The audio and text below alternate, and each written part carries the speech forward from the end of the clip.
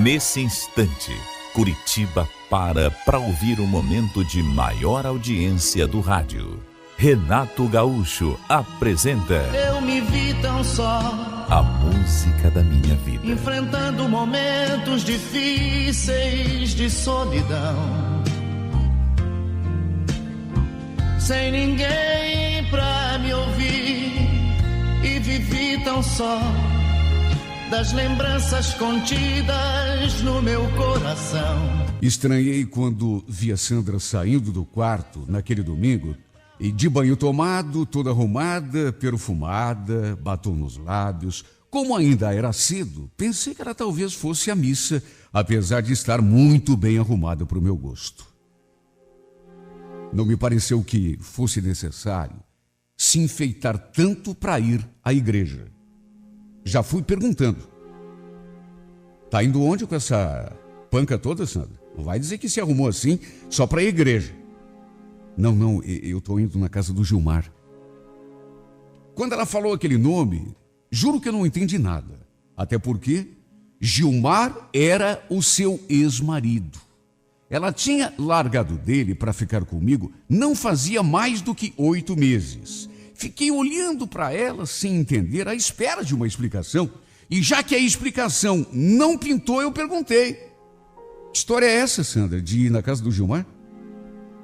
Não fica pensando coisa ruim. Viu? Não é nada do que você está imaginando. É que hoje é o aniversário do Felipe. Eu não te falei semana passada? Então, Felipe era o filho dela com o tal do Gilmar, seu ex-marido. Depois que os dois haviam se separado, o menino, que já tinha 14 anos, preferiu ficar morando com o pai.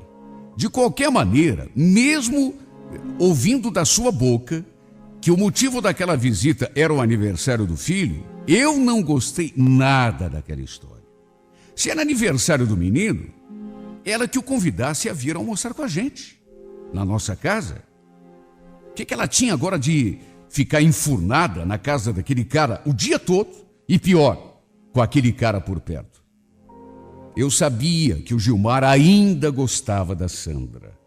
Já fazia pouco mais de 8 meses que ela tinha vindo morar comigo, mas eu sabia que ele continuava gostando dela, porque a separação aconteceu sem a concordância dele. Ele não queria. Naturalmente que fiquei enciumado. Fiquei tão fulo da vida que já fui me levantando do sofá na mesma hora. Bom, então espera aí que eu vou trocar de roupa e a gente vai junto. Ela já foi me cortando. Mas nem pensar. Você tá louco? Ué, por que tô louco? Não é aniversário do teu filho? Vou lá almoçar com vocês então. Ora bolas, mas só pra tua cara mesmo, né, Marinho? Esqueceu que o Gilmar também vai estar lá? Ele é o pai do Felipe, Marinho. É bem capaz que eu vou levar você comigo para vocês acabarem brigando no dia do aniversário do meu filho. Olha, eu fiquei por conta. Apesar de saber que a Sandra me amava, até porque se não me amasse, não teria largado do cara para vir morar comigo. Mas, apesar disso, foi inevitável ficar com ciúme. Meu Deus, qualquer homem no meu lugar ficaria. Essa história da tua mulher ir visitar o ex-marido é a mesma coisa que o homem ir visitar a ex-mulher. Qual é a mulher que não fica enciumada? É normal. Eu não gostava que ela conversasse com aquele cara. Nem por causa do aniversário do filho, nem por telefone, para você ter uma ideia. Imagine então cara a cara. Ela ainda me contou que tinham convidado mais alguns parentes para almoçar também. Quer dizer, eles não estariam sozinhos os 3. Numa tentativa de me deixar mais tranquilo, só que não adiantou. Não adiantou porque eu fiquei fulo da vida do mesmo jeito. Eu passei aquele domingo todo emburrado, pensando um monte de bobagem. E como não ficaria, meu Deus? É a coisa mais normal do mundo. A gente, quando tem mulher, não quer que ela converse com o ex-marido, nem com o ex-namorado. Aliás, se fosse possível, Eu gostaria que ela nem tivesse ex-marido. Agora, foi uma circunstância da vida. Quando a gente se conheceu, ela estava com ele. De qualquer maneira, eu fiquei aquele domingo todo muito irritado. Eram quase 5 horas da tarde quando ela entrou por aquela porta. Eu já estava nervoso, a ponto de ir buscá-la, lá na casa do cara. Meu Deus, era preciso ficar a manhã toda e a tarde toda lá? Não é que eu seja um cara desconfiado. E não é que eu não confiasse nela. Mas, meu Deus, a gente ouve tanta história, principalmente quando tem filho na parada. Então, eu tinha medo que, de repente, não por causa do cara exatamente, mas por causa do menino, ela tivesse uma recaída. O Felipe tinha completado 15 anos aquele dia. E a Sandra sentia demais a falta dele. Quando ela largou do Gilmar para vir morar comigo, o moleque se recusou a vir com ela. Preferiu continuar vivendo com o pai. Então a Sandra, ela vivia se queixando que sentia muita falta do filho, que sentia saudade, que vivia preocupada com ele, que não tinha mais sossego, sabendo que o menino estava lá, morando com o pai, tudo bem, mas que não tinha mulher nenhuma para cuidar da casa e das coisas dele. Sabe, eu senti que, de certo modo, isso meio que pesava na sua consciência. Naturalmente que o rapaz não aceitava o envolvimento da mãe comigo. Claro que não. Filho sempre fica do lado da mãe e do pai. Qual é o filho que aceita isso numa boa? Naturalmente que ele preferia que ela e o pai continuassem convivendo naquela casa como marido e mulher. Os filhos sempre querem que os pais permaneçam juntos o resto da vida. E com ele não era diferente. De qualquer maneira, depois que ela chegou, eu continuei emburrado. Ela vinha por meu lado e eu mantinha o meu olhar fixo na televisão. Ela puxava a conversa e eu respondia sem olhar para sua cara. Ou então, às vezes, nem respondia, só fazia um sinal. Foi só na hora de dormir que eu desfiz aquela brabeza toda, até porque ela veio para o meu lado toda cheia de amor. E nessa hora eu não resisti. Só que, depois do amor, ela veio com uma conversa esquisita para o meu lado. Sabe quando a pessoa começa a falar uma coisa e você pressente que vem bomba? Ai, Marinho, eu estou tão preocupada com o Felipe. Preocupada, ué? Por quê? Você precisa ver as condições em que eles estão morando naquela casa. Uma bagunça, uma sujeira. Você sabe que eu tive que limpar tudo antes de começar a fazer o almoço? Não tinha nem como mexer com panela naquelas condições. Roupa suja atrás da porta do quarto, a cozinha toda imunda. Também, né? Imagina, 2 homens morando numa casa, sem nenhuma mulher para cuidar. Ela fez aquele comentário e eu fiquei na minha. Não disse uma palavra, até porque, repito, senti que aquilo era prenúncio de alguma revelação, alguma coisa que ela ia dizer na sequência e que eu com certeza não ia gostar. Continuei calado, até porque ela não parou de falar. Você acredita que nem comida eles fazem? É tudo marmita, ou então essas bobagens aí de boteco, cozinha, bolinho, coxinha. Eu fiquei tão preocupada, pobre do meu filho. Mais uma vez fiquei na minha, repito, já esperando pelo desfecho daquela conversa. Eu tinha quase certeza de que ela estava fazendo aquele discurso todo para me preparar para alguma coisa. E eu não estava enganado. Olha, Marinho, eu sei que você não vai gostar do que eu vou dizer, mas eu combinei com o Gilmar de dar um jeito na casa deles pelo menos uma vez por semana. Quase tive um troço quando ouvi aquilo. Como é que é? Marinho, eu vou pelo menos uma vez por semana e deixo tudo arrumado. deixo comida pronta para eles esquentarem no micro-ondas. Assim, pelo menos o Felipe se alimenta direito, 2 ou 3 dias por semana. Né? Não fica comendo só aquelas porcarias que o Gilmar traz da rua. Mas não vai mesmo. Você ficou louca?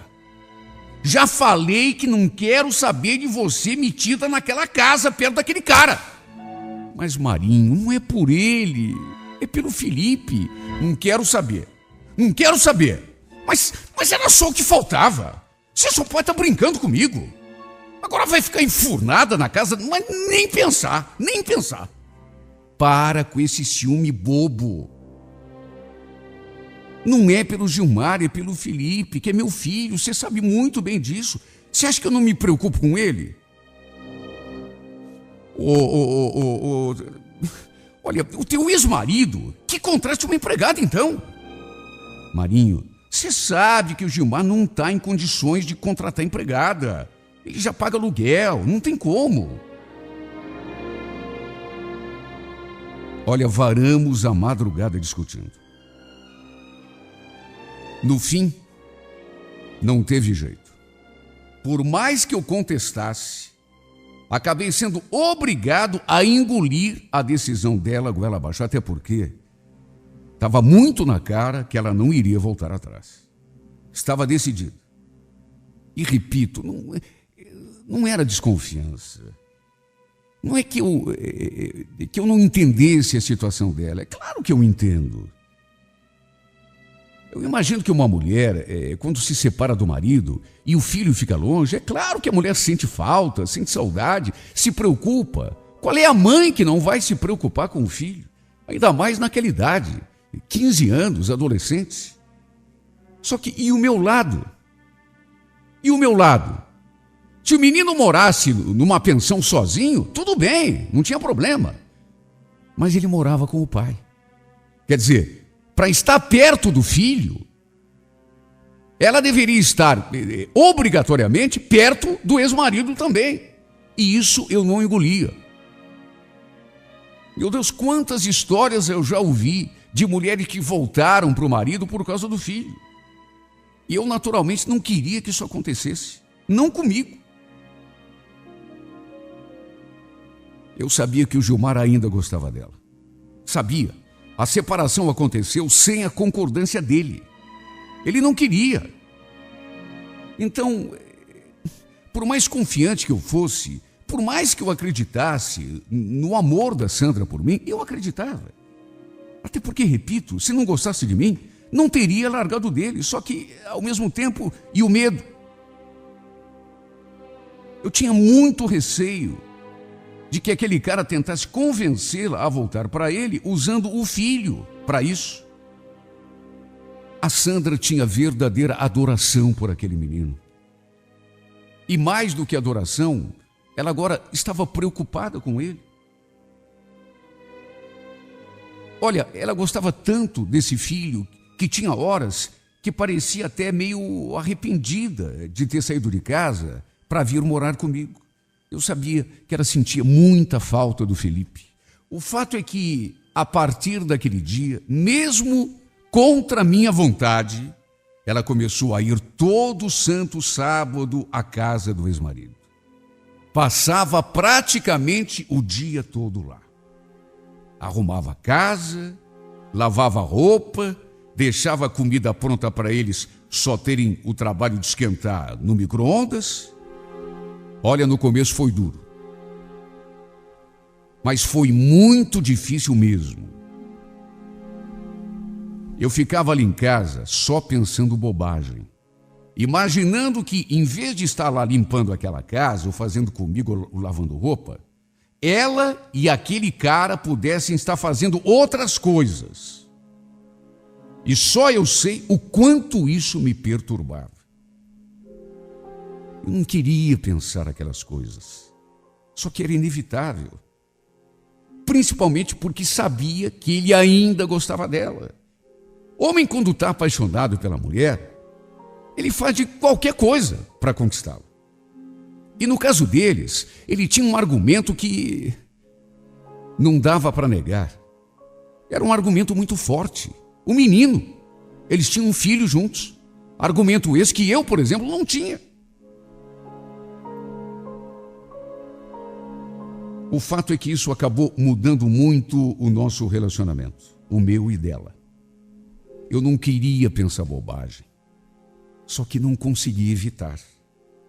Sempre que ela chegava da casa daquele infeliz, ela me encontrava emburrado, de cara fechada. Meu Deus, como ficar de bom humor sabendo que a tua mulher está na casa do ex-marido o dia todo? E logo no sábado, que é um dia em que você quer ficar junto da tua mulher, na companhia dela, assistindo televisão, ou passeando, indo no shopping, ou num parque.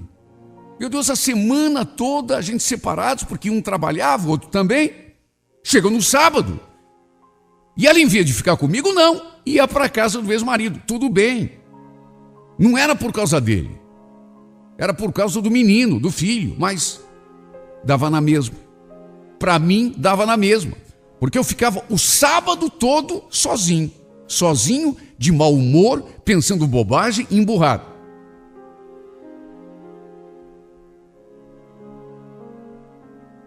Eu não conseguia aceitar o fato de ela ficar se prestando ao papel de empregadinha naquela casa. Por mais que, segundo ela, estivesse fazendo aquilo só pelo filho. Quer dizer, só pelo filho. Lavar roupa, por exemplo. Imagine que ela ia lavar a roupa do filho e não ia lavar a cueca do ex-marido também. Meu medo, na verdade, era bem outro. Que por causa do filho, ela acabasse me deixando e voltando para aquela casa. Eu sabia que não ia suportar. E aos poucos, dia após dia, tudo isso inevitavelmente acabou influenciando de maneira negativa o nosso relacionamento. Passamos a brigar direto. Ela vivia dizendo que eu devia ser mais compreensivo, já que estava fazendo aquilo pelo menino e não pelo ex-marido.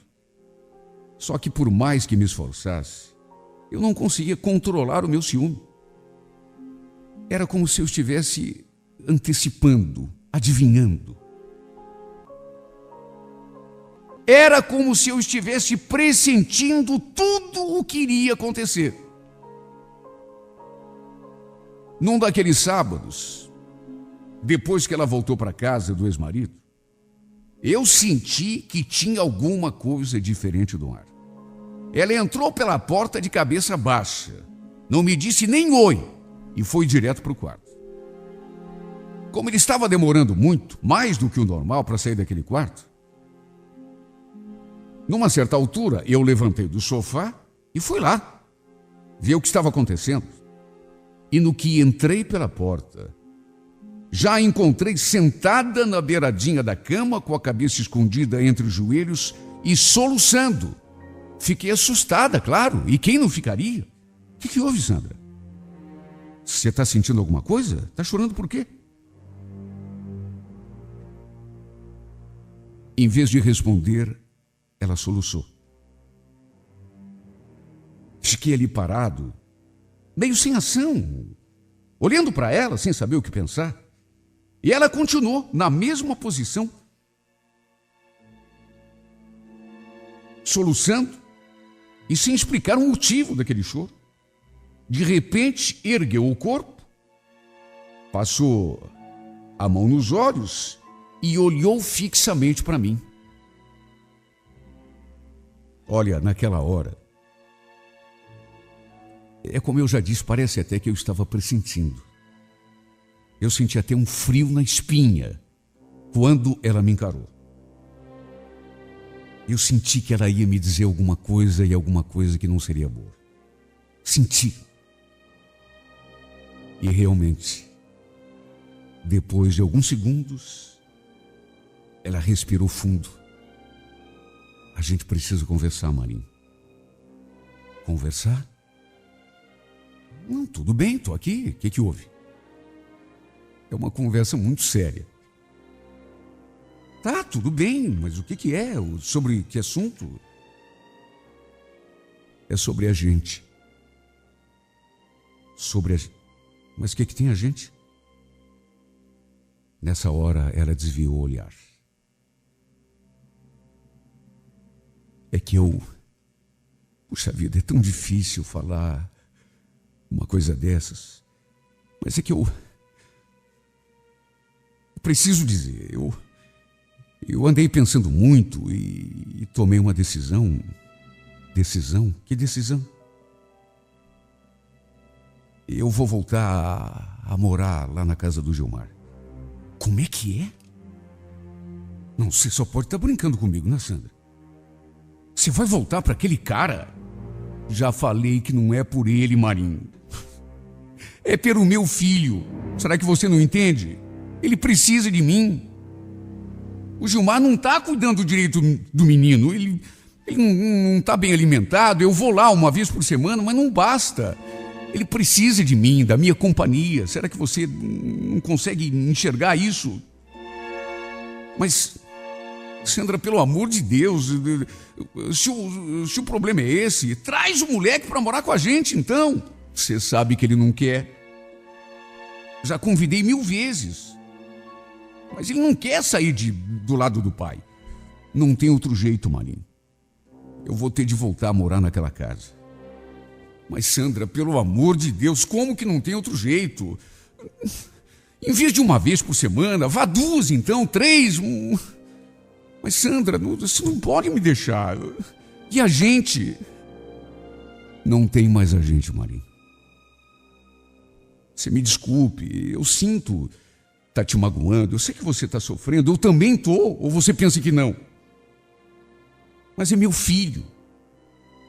Você sabe que ele nunca aceitou que eu viesse morar aqui com você. E ultimamente, ele anda me cobrando muito por isso. Está meio revoltado, eu tenho medo que... Eu pensei muito antes de tomar essa decisão. Não tem outra solução. Você me perdoe, eu sei que você está sofrendo e sabe que eu também estou.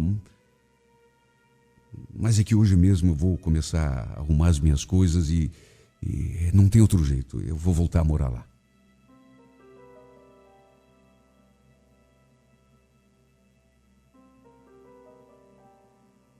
Eu ainda quis argumentar, ainda pedi, quase supliquei, só que...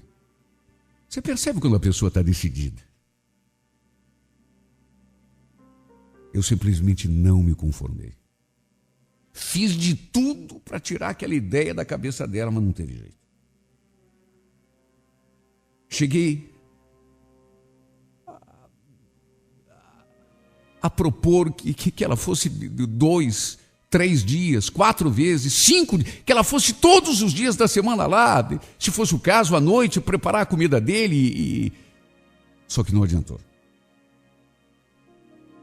Diz que depois ela voltaria para apanhar o resto das suas coisas, mas que estava saindo de casa aquele dia mesmo. Repito o que eu já disse. Não era à toa que eu implicava com o fato de ela ir limpar a casa do ex-marido e cozinhar para eles, para os dois, né? Para o menino e para ele também. Era como se eu estivesse pressentindo, adivinhando. Eu sabia que por causa do menino, ela podia acabar tendo uma recaída e voltando para aquele desgraçado. E não deu outra. Ela jurou que não. Saiu pela porta, batendo na mesma tecla, dizendo que só estava voltando por causa do filho, que não tinha nada a ver com Gilmar, só que eu sinceramente duvido. Não é possível que eles convivam debaixo do mesmo teto sem que nada demais aconteça entre eles, mesmo porque foram marido e mulher. Quando ela voltou para apanhar o resto das suas coisas, eu quase não a deixei entrar, só que no fim não tive alternativa. Olha como foi duro ver essa mulher encaixotando as coisas delas, depois colocando o resto da roupa numa mala. Foi muito doído para mim. Depois ver a parte do armário que ela costumava usar para guardar as suas coisas completamente vazia. Cabides onde ela pendurava sua roupa, seus vestidos, suas blusinhas, as gavetas onde ela guardava as lingeries, tudo vazio, sem contar o outro lado da cama. À noite, quantas vezes eu acordei suando frio, aí esticava o braço assim para abraçá-la e não a encontrava ali do lado da cama. Me batia uma agonia tão grande, tão grande. Ah, meu Deus, como está sendo difícil viver nessa casa sem a minha mulher. E eu digo minha mulher porque continuo